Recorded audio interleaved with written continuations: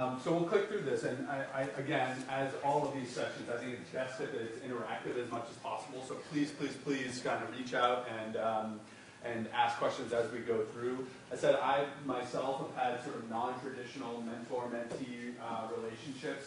Everybody says, oh yeah, it's best if they're kind of in your department in the room next door, like doing the same work as you. But I actually think that there's a lot of, that's not necessarily true, and actually getting outside of your sort of sphere really allows you to expand your knowledge base and your opportunities, right? Like that's actually one of the benefits of using non-traditional mentors. So let's talk a little bit about through this. So the first thing I actually really think is important is defining the goals of this relationship, right? This kind of bridge to where you're going. Right? So what is it that when you're reaching out to a new mentor, it should be mutually beneficial, right?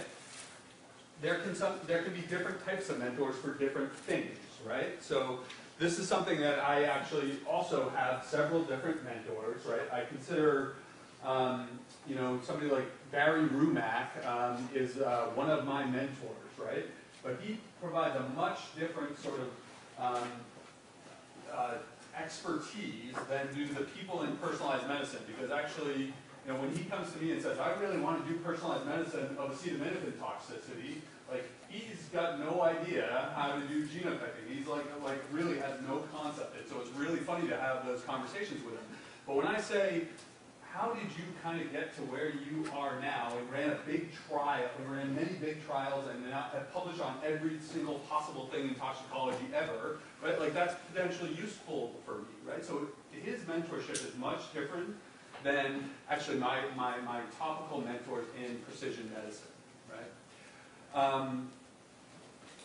It's great when they can fill both, but that's not likely that one mentor is going to be able to fill all of the things you need, right? Like I also, I share a wall with Anne, and so I spend a lot of time talking with Anne about my career, but again, she doesn't really know how to do personalized medicine in the way I do. It doesn't know how to do toxicology, but she's actually really, really good at reading the landscape of an institution, sort of helping me with, writing an AIMS page as a educated non-expert, right? Like she provides a much different sort of skill set than some of my other mentors do.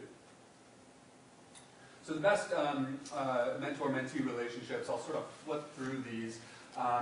Many of these are obvious, but I will kind of point out that you have to work well with this person in general, right? Like you have to be okay with being able to actually ask them something and be okay when they tell you that you're doing it wrong, right? Like, because if you're not comfortable with that and this person doesn't do it in a way that you're going to hear and actually respond positively to, then maybe it's not the best person for you.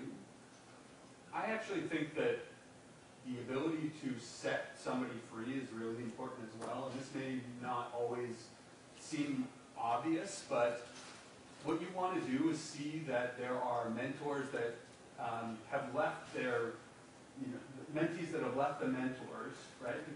And moved on to the next stage, because that means they've learned a lot and then actually gone to the stage that you're hoping, right? So you want to see a mentor that has mentored several people through K Awards, right? You want to actually have somebody that's gone on to another university. It's actually a kind of a red flag to me to have somebody that's worked with the same mentor at the same place for 2 decades, right? They're in the same department and they're doing the same work as their mentor. Right? That's actually problematic because that's not allowing you to sort of become your own person, right? The idea here is that you want to actually capitalize on this mentee's sort of new ideas and actually, again, set them free in some respects.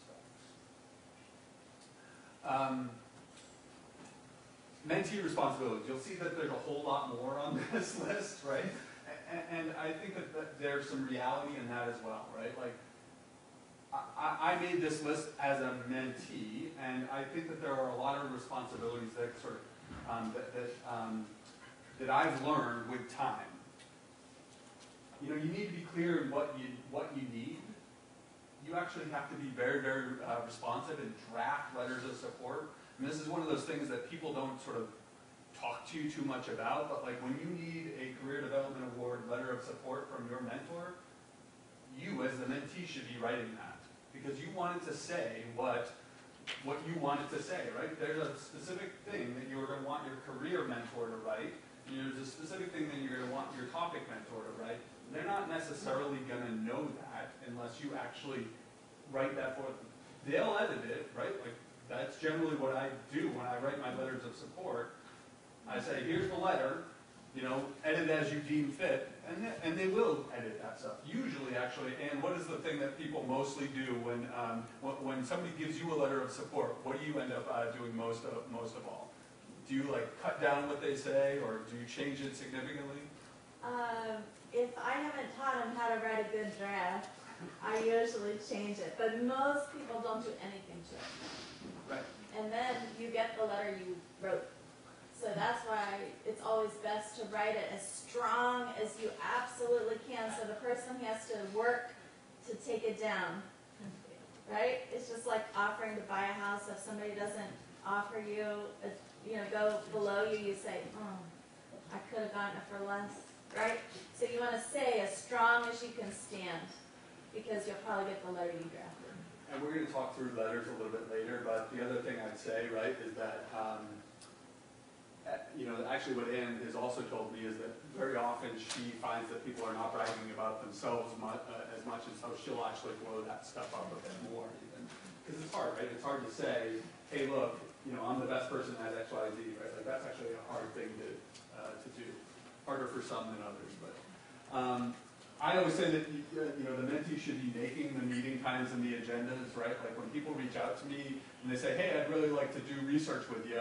Can we find a time to meet?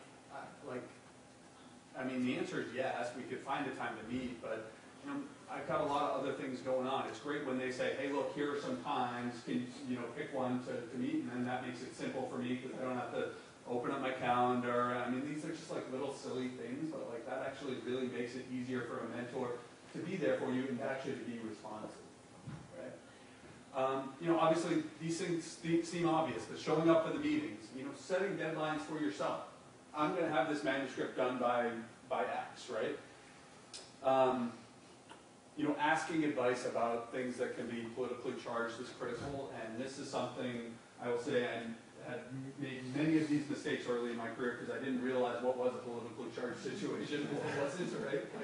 But actually sometimes, when you're sort of thinking about pushing forward with a kind of big, study and or intervention in your department, it's good just to kind of knock on, Ann's door as the case may be, and say, hey, what do you think about this? And she says, oh, I definitely wouldn't do that because actually the chair tried that 10 years ago and fired the 3 people that did it, right? Like, that's important to know. And then, giving credit when you succeed, right? Like, mentors like to see their mentees succeed. What better way to know when they're succeeding by when you're up there accepting the award or your grant and saying, I couldn't have done it without, this person. And you have to reevaluate the relationship regularly. So some of my initial mentors in toxicology I wouldn't consider sort of strong mentors anymore just because the relationship has changed, right? Ken Hurd, who is our section head of toxicology at our university, actually was my strongest mentor when I was a fellow. Right? He was wonderful, helped me. He was sort of on a research path at that point. Now we sort of stepped back from research a bit, and my area of expertise has sort of moved away from where his is. And so I still ask him some questions, but I don't actually depend upon him to read my scientific, applications anymore. Just, there are other people that do that because they're more topically oriented. So mentors really need to be honest when they don't have the time to help, right? And so these are questions that you can ask. Hey, look, I'm asking you to be my mentor on this career development award. Right? That actually takes a lot of time and energy, right? And so they should tell you if they don't have that time and energy, right? That's a responsibility, and it's okay as a mentee to ask that too, right? Because if you know that it's the department chair and he is booked every day from 6 a.m. to 8 p.m., then he's just probably not going to be able to kind of sit with you for an hour a week and discuss your project, right? That's just the bottom line. They should hold you to deadlines, right? Like, so when you say, I'm going to have this manuscript in, they should be checking on you because we don't want you to be floundering. You know, the big thing is the networking, right? Mentors are wonderful for kind of getting you into groups that you may not otherwise have had. And so I'm going to tell you about the sort of, you know, my distance relationship with my mentor for my K project. So I actually sent out some cold emails, right? That's the way I did it. I said, okay, these are the experts in the field. These are the ones that are on all the big papers. I'm going to email them and see whether or not they would do it. One guy said, you know, I really don't have the time and I want to make sure to actually give my mentees the time. The next one said, yes, I think I could do this, but we're going to have to figure out a way to make it real. And so the way we did that, right, was first of all publishing a couple of papers together first, and then we had standing meetings that he kept free on his calendar, I kept free on my calendar. We had calls and or WebExes where we had one every single month, and I actually continued to do that even after I transitioned off my K for a while. Now I talk to him maybe like once a quarter and or if he's, you know, if we're at the same meetings. But he was one of the experts in the field. He is in, he's a pharmacologist at Mayo Clinic, right? Like I'm at University of Colorado. He, you know, is like completely outside, you know, doesn't actually, he thinks about the emergency department like most people in the, you know, basic scientists even would think about the emergency department, like has no idea what we do really. But actually I was able to educate him. He was able to educate me, and he introduced me to so many people in the field, it was incredible. And now consequently, right, I sit on scientific review boards, actually at his organization, because he helped me network and make those contacts. He was one of the best mentors I had because he introduced me to the other experts in the field and allowed me to kind of rise up through those introductions. It's hugely helpful. You know, improving writing, this other stuff is largely obvious to me. But ultimately, again, you know, back to this kind of setting you free, allowing you to progress to independence, I think it's critical as well. Common misconceptions, there aren't enough emergency medicine research mentors, and I think that this is patently false. There's a ton of people in emergency medicine doing research, and also you don't actually have to have somebody in emergency medicine, as I just sort of demonstrated with my experience. You know, mentors don't have to be at your institution. You know, again, people always say, oh yeah, it's better if the person's right next door, but you know, the fact of the matter is there's only a certain number of our funded researchers in emergency medicine, right? The chances that they're going to have the office next to you is actually pretty small. So realize that's what the reality is, and so that means you have to go outside of your hallway to get what you need. We talked a little bit about sort of different mentors for different purposes, and I think that this is really good. When you sort of think about your mentorship team for a career development award, it should kind of fill the goals that you're hoping. Sometimes it's, you know, the topical expertise. Sometimes there's a career mentor, just like this is the career path I'm hoping to go towards. And then, you know, there may be somebody just for the educational purpose, right? Like, this is going to be my mentor towards my PhD. Right? Like, that's one of my mentors, that's what they did, right? They didn't really have a ton of topical expertise overlap, a little bit, you know, but I use them as my PhD mentor.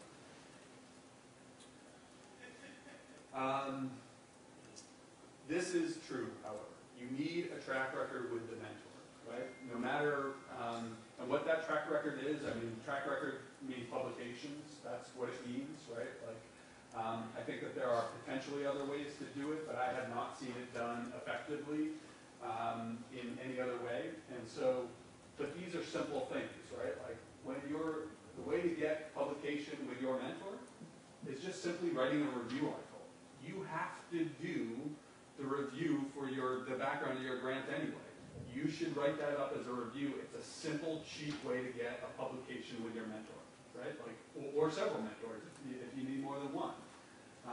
You know, really, if you haven't written a review article on the grant you're going for, then I would suggest that's a rookie mistake, because I think it's a simple box to check and it kills two birds with one stone. You have to put the effort in to make it work, right? Like as I said, it wasn't easy for me to sort of set up kind of a call or a WebEx with this person at Mayo Clinic every month, and it wasn't easy for me to kind of go out there once, have him come to us once, but we made it happen. And actually, I think ultimately, as I said, it was one of the best mentor-mentee relationships I've had. And the other thing, as I said as well, kind of back to this setting free, you will ultimately grow beyond the relationship, and that's okay. But you just need to sort of have a way that you're going to reevaluate your mentors on a regular basis. What is it that I actually need from this person? What is it that I'm sort of helping them with? And sometimes it's okay, they'll stay as a mentor, right? Kenan Bird remains one of my mentors, but I don't use him in the same way I did when I was a fellow, right? Like it's a much different relationship now. He's much more of a peer, and I'll ask him about these kind of, maybe more political things or whatever it may be. But ultimately, these relationships do mature and change. All right. There are some worksheets in your packet, and I think what we'll do is talk through this during lunch. We're going to show you some kind of, basically the concept here is to make a timeline for what your goal is, okay? And so your goal, if your goal is going to be to have a Career Development Award in 2 years, what we're going to do is kind of split this up. At 1 year, I have to have done this, right? Have submitted a Career Development Award, right? Have a team assembled, have somewhere between 5 and 15 publications, and I actually think that's probably the right number. Somewhere around 10 is what most people actually have with their Career Development Awards right now. There were a couple of comments this morning about 2 to 3. I think probably 10 is probably more in the right range of what most people need nowadays. And then 3 or 4 topic publications. This is just an example of what you might need to do to have a K in 2 years. Then you're going to divide that in half. 6 months, this is what I need to have had done. And then 3 months, and you can see as you progress through this, you can get down to what you need to do this week in order to actually achieve your goal in 2 years, right? Like, that's how you eat a buffalo, right? One bite at a time. So that's kind of the goal here. So there should be the sheets on your thing here, and I would like you to kind of start to do this and think through it, because you'll see also that you actually need to do more this week than you thought.